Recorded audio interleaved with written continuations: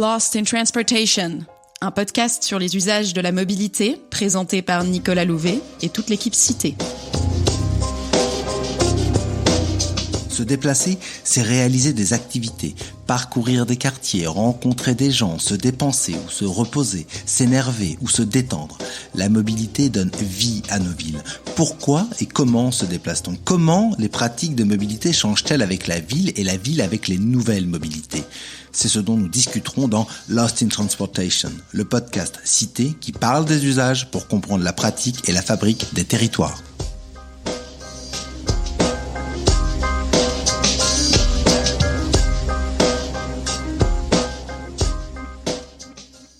La mobilité rythme nos journées. Et pourtant, elle n'existe que par la comparaison avec son pendant, l'immobilité. L'immobilité des tâches ménagères, qui prennent pourtant une partie substantielle de notre temps, l'immobilité des véhicules stationnés une fois arrivés à destination, et récemment, l'immobilité subie du fait de la pandémie de Covid-19. Cette nouvelle série de Lost in Transportation vous propose de réfléchir à cette immobilité, aux enjeux qu'elle soulève et aux solutions à y apporter. Dans notre dernier épisode, nous avons discuté du télétravail en confinement. Aujourd'hui, nous allons aborder le développement du e-commerce et ses conséquences sur les déplacements urbains.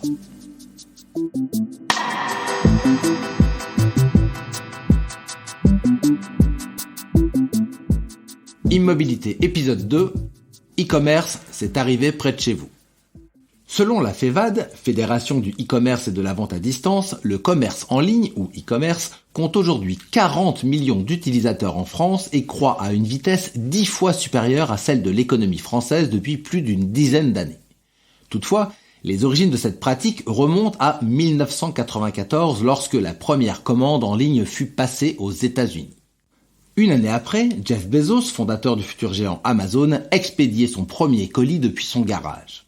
En France, c'est en 1996 que Pierre Magnard lance le premier site français de vente en ligne à la page. À cette époque, le développement du e-commerce était fortement contraint par le faible débit et le prix élevé des abonnements Internet. Ce n'est qu'à partir des années 2000, donc avec l'arrivée du haut débit, que le e-commerce commence à prendre son envol. La démocratisation progressive de l'ordinateur, puis du smartphone, ont élargi progressivement la clientèle des sites de vente en ligne. Les technologies de création des sites marchands sont devenues également de plus en plus accessibles en permettant à des plus petits commerçants de se lancer dans la vente en ligne. Grâce à l'essor du commerce en ligne, nous commandons de plus en plus d'objets qui arrivent à nous sans que nous ayons à aller les chercher. Mais cela veut-il dire que nous nous déplaçons moins ? Achetons-nous sur Internet uniquement pour éviter de nous déplacer en magasin ? Ou existe-t-il d'autres raisons qui nous motivent à faire des achats en ligne ? Et finalement, quel est l'impact environnemental des achats sur Internet ? Pour en parler avec moi, Franco Molina, chargé d'études chez Cité. Le e-commerce est aujourd'hui présent dans tous les secteurs de la grande distribution. Désormais, il est possible d'acheter quasiment n'importe quel produit sur Internet, puis de le recevoir chez soi sans même bouger de son canapé. Bien sûr, le e-commerce permet de choisir entre la livraison à domicile, la livraison en point relais ou même la récupération du produit en magasin. Cependant, dans les faits, le e-commerce a conduit à une explosion des livraisons à domicile. L'Institut Paris Région estime par exemple qu'en Île-de-France, 27% des livraisons sont liées au commerce en ligne. Le confinement a encore amplifié ce phénomène. Pendant cette période, le e-commerce était le seul moyen de faire des achats dits non essentiels, en plus de constituer la meilleure manière de rester protégé contre le risque de contamination liée aux achats. Toutefois, les raisons pour recourir au e-commerce vont bien au-delà des contraintes sanitaires. Selon une étude menée en 2017 par Cité et NYU, l'Université de New York, la recherche du meilleur prix est la première motivation des Parisiens au moment de réaliser des achats sur Internet. En effet, 37% des Parisiens ont recours au e-commerce pour bénéficier des promotions. Le e-commerce donne aussi la possibilité aux consommateurs de mieux comparer les offres sans devoir se déplacer dans chaque magasin, voire de trouver des produits qui ne sont disponibles que sur Internet. L'accès à une offre diverse est une motivation pour 27% des Parisiens. Finalement, les livraisons à domicile ou en point relais représentent également un gain de temps et de confort pour le consommateur. 23% des Parisiens commandent en ligne pour éviter de se déplacer en magasin. Différents facteurs influencent le recours et la pratique individuelle du e-commerce. Ainsi, le niveau de revenu est l'un des principaux déterminants des comportements d'achat en ligne. Il influence par exemple la fréquence des achats. En effet, les plus hauts revenus recourent plus souvent au commerce en ligne. Un tiers des Parisiens ayant un revenu mensuel supérieur à 3 000 € achètent sur Internet au moins une fois par mois, contre seulement un quart des personnes travaillant au SMIC. Les personnes à plus faible revenu sont également les plus nombreuses à ne jamais réaliser des achats sur Internet. Le niveau de revenu détermine également la sensibilité au prix. La recherche du prix le plus bas concerne avant tout les catégories qui ont les revenus les plus faibles, alors que les personnes dont le revenu mensuel est supérieur à 3 000 € montrent un intérêt beaucoup plus prononcé par la diversité de choix proposés par le commerce en ligne. Le niveau de revenu n'est pas le seul facteur influençant le comportement des e-consommateurs.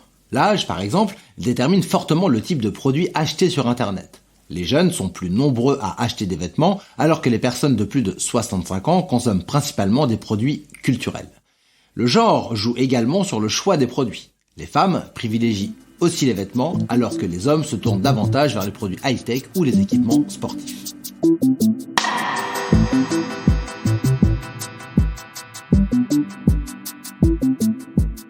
Les offres de produits alimentaires se développent également et attirent un public bien spécifique.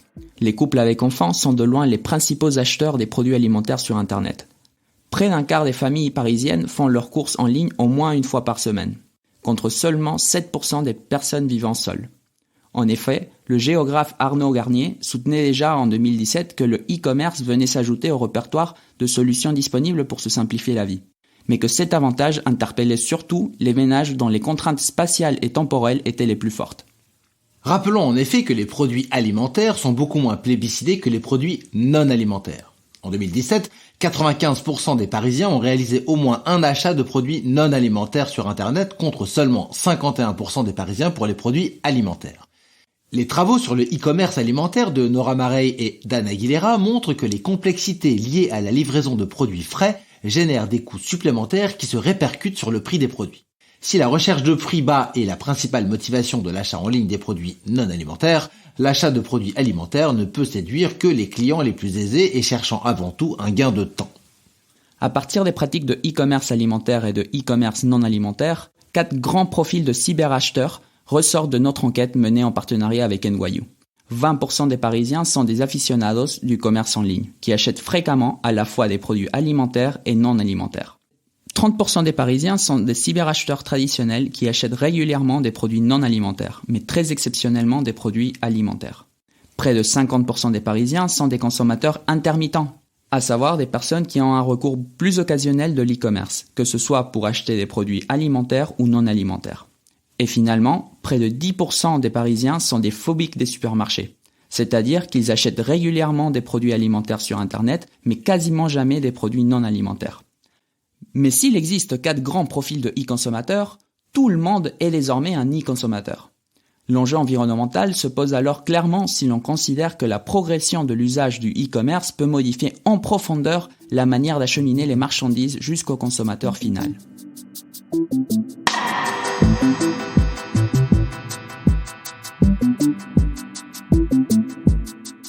Est-ce que le commerce est bon pour l'environnement ?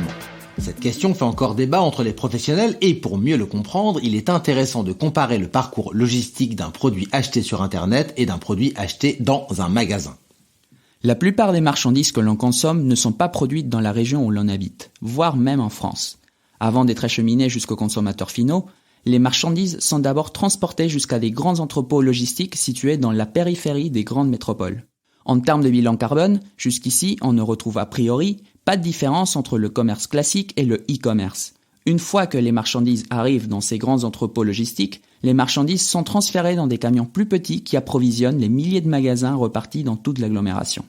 Dans le modèle du commerce traditionnel, c'est le consommateur final qui se rendra lui-même dans le magasin pour amener ses produits à la maison. Dans le e-commerce, les livraisons entraînent une fragmentation des flux logistiques. En effet, au lieu d'approvisionner un seul magasin, le camion va rallonger considérablement sa boucle de déplacement afin de livrer plusieurs dizaines de clients. Certes, les points relais permettent de limiter les arrêts au sein d'un même quartier, mais on peut faire l'hypothèse que leur approvisionnement implique également des flux supplémentaires. Le développement du e-commerce présente donc un risque de multiplication des déplacements logistiques et une aggravation du bilan carbone lié au transport de marchandises. L'autre position dans ce débat serait que le e-commerce permet de mutualiser des déplacements qui avant étaient réalisés en voiture. En effet, Si on prend l'hypothèse que tous les consommateurs se déplacent en voiture pour récupérer leur achat, les livraisons à domicile permettent de remplacer un très grand nombre de voitures transportant un seul colis par peu de véhicules transportant beaucoup de colis. Mais est-ce que les livraisons remplacent vraiment des déplacements qui auraient été faits en voiture par les consommateurs finaux ? L'étude menée par Cité et NYU en 2017 suggère que les utilisateurs intensifs du e-commerce, ceux que nous avons appelés les aficionados, sont effectivement ceux qui se déplacent le plus régulièrement en voiture. En effet, 27% des aficionados parisiens utilisent leur voiture plusieurs fois par semaine pour se rendre au travail. On pourrait donc faire l'hypothèse que pour cette catégorie de cyberacheteurs, la livraison remplace des déplacements qui avant étaient souvent réalisés en voiture. Dans ce cas, le bilan carbone du e-commerce serait au moins neutre, voire positif si les livraisons sont optimisées ou assurées via des modes propres. Sauf que un tiers des Parisiens récupèrent leur colis sur un trajet entre leur domicile et leur lieu de travail. Dans ces cas, le e-commerce ne remplace pas un déplacement, mais plutôt en rajoute un. De plus, 80% des cyberacheteurs parisiens utilisent rarement la voiture. Par exemple, seulement 6% des e-consommateurs traditionnels prennent régulièrement la voiture pour se rendre au travail. On peut imaginer alors que pour les cyberacheteurs traditionnels, intermittents et phobiques des supermarchés, les livraisons remplacent surtout des déplacements qui avant étaient réalisés à pied ou en transport en commun par des déplacements en mode motorisé. D'autres facteurs viennent fragiliser encore plus le bilan carbone des livraisons à domicile. Selon la Fédération du e-commerce, le taux d'absence lors de la première tentative de livraison peut atteindre les 40%, sans parler des retours de marchandises, qui contribuent également à multiplier le nombre de déplacements par commande. Le e-commerce produit aussi plus d'emballages que le commerce traditionnel.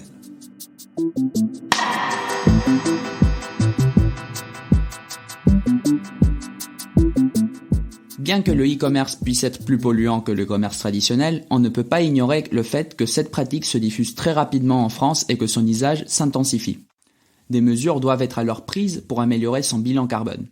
Une des possibilités serait de généraliser les livraisons en points relais. Les points relais, en plus de supprimer le risque d'absence du client, réduisent considérablement l'éclatement des flux sur le dernier kilomètre. De plus, si le réseau de points relais était encore renforcé, les déplacements à pied pourraient devenir une alternative de plus en plus crédible pour aller y récupérer ces produits achetés sur Internet. Ainsi, plutôt que de se focaliser sur la livraison des derniers kilomètres, il faudrait innover sur la réception des derniers mètres. Et puis surtout, il faudrait diminuer le recours aux livraisons rapides, à savoir la livraison dans la journée, voire la livraison en moins de 2 heures. Qui a vraiment l'absolue nécessité de recevoir un gaufrier moins de 2 heures après l'avoir commandé ? Pourtant, la livraison rapide devient un standard qui contribue à fragmenter davantage les flux logistiques en obligeant les livreurs à entamer leur boucle de déplacement avant d'atteindre un niveau satisfaisant de commande dans un même quartier. Bref, avec la livraison rapide, le risque c'est d'avoir des camions moins pleins qu'une voiture personnelle. Alors, pour en limiter le recours, il faudrait tout simplement en faire payer le vrai coût, dont celui de ses externalités négatives. Nous l'aurons compris, le développement du e-commerce représente une source importante de satisfaction pour les consommateurs et un moteur de croissance pour l'industrie de la grande distribution. Toutefois, le e-commerce présente 2 inconvénients majeurs. D'une part, son bilan carbone est en moyenne plus mauvais que celui du commerce physique. Et d'une autre part, le e-commerce produit une perte de lien social. En effet, dans le commerce traditionnel, il existe souvent un lien personnel entre le vendeur et ses clients. Le commerce de proximité crée des espaces de rencontre, favorisant le contact entre personnes et l'animation de l'espace public. Par conséquent, le développement du e-commerce ne doit pas se faire au détriment du commerce traditionnel, très souvent de proximité. Ainsi, face à l'essor du e-commerce, le commerce traditionnel dispose de 2 leviers principaux pour rester compétitif. D'une part, densifier les commerces de proximité afin qu'ils deviennent plus faciles et surtout plus rapides d'y obtenir son produit que sur Internet. Et d'autre part, requalifier l'espace public pour inciter les consommateurs à choisir l'ambiance conviviale du commerce classique plutôt que le confort du commerce en ligne. Une requalification qui passe aussi par une diminution de la place allouée à la voiture au profit d'une augmentation de la place allouée au mode doux, dont notamment le stationnement vélo. Le stationnement vélo, un enjeu que nous aborderons dans le prochain épisode de notre série sur l'immobilité.